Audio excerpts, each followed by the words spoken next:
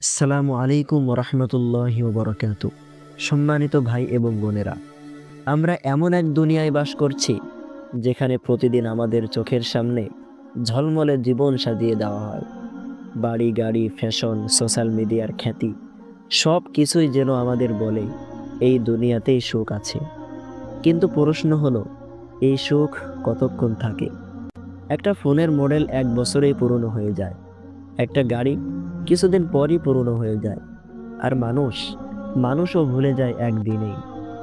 আল্লাহ তাআলা বলেছেন, এই দুনিয়ার জীবন তো একমাত্র খেলাধুলা ও মোহের বস্তু। দুনিয়া আমাদের চোখে খুবই বড় মনে হয়, কিন্তু আল্লাহর কাছে এই দুনিয়ার মূল্য এতটাই সামান্য।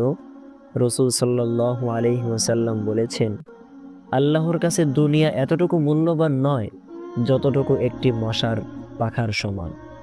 তুমি যদি একদিন কবরের মাটিতে নেমে যাও, তোমার ব্যাংক ব্যালেন্স তোমার সাথে যাবে না, তোমার গাড়ি বাড়ি তোমার সাথে যাবে না, তোমার ফলোয়ার, তোমার লাইক, কোনো কিছুই যাবে না তোমার সাথে। শুধু একটা জিনিস যাবে, সেটা হলো তোমার আমল, তোমার নামাজ, তোমার দান, তোমার অশ্রু, তোমার তওবা। একবার কল্পনা করো, কিয়ামতের দিন যখন তোমার নাম ডাকা হবে, সবাই তোমাকে চিনে, কিন্তু কেউ তোমার পাশে দাঁড়াবে না।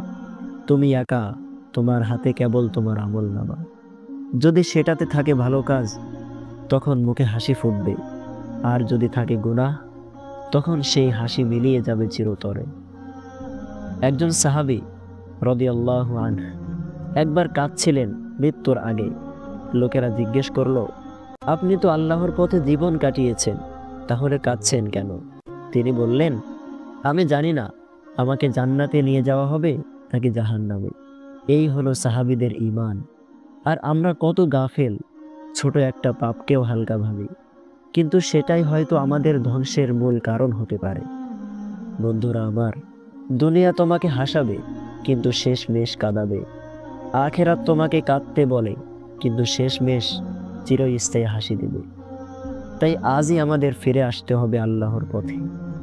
এখনই আমাদের তওবা করতে হবে, আমাদের হৃদয়ে তাকওয়া জাগাতে হবে, আর মনে রাখতে হবে, দুনিয়া ক্ষণস্থায়ী, কিন্তু আখিরাত অনন্ত।